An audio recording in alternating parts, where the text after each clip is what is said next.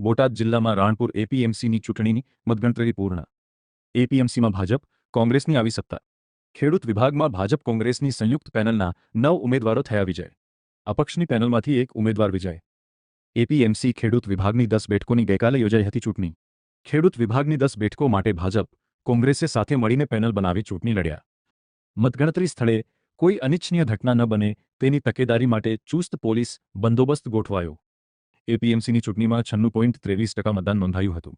એપીએમસીની કુલ 14 બેઠકો જે પૈકી 3 વેપારી વિભાગના ભાજપના ઉમેદવારો થયા છે બિનહરીફ। તો ભાજપના નારાજ આગેવાનોએ 6 વ્યક્તિના અપક્ષની પેનલ બનાવી ચૂંટણી લડ્યા હતા।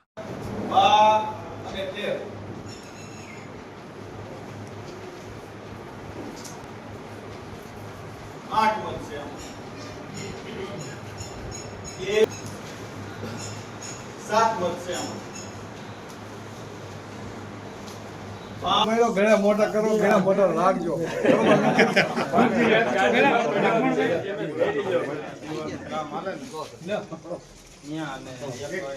બધા ઉપર ફોટો પાડી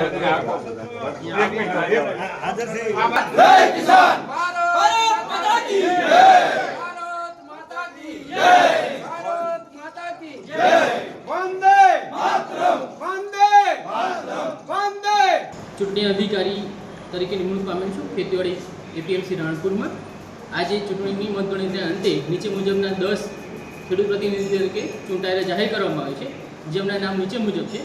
1 ડોડિયા પ્રતાપસિંહ કનુભા, ધાંધલ કિશોરભાઈ જીલુભાઈ, સોનાણી પરેશભાઈ રામજીભાઈ, બારૈયા ભૂધરભાઈ બચુભાઈ, કાળુખરા સિદ્ધરાજભાઈ જીવાભાઈ, ધરજીયા અરવિંદભાઈ મથુરભાઈ, મેટાળિયા લક્ષ્મણભાઈ મગનભાઈ, પરમાર પ્રતાપસિંહ કનુભાઈ, પરમાર ગોસુભાઈ।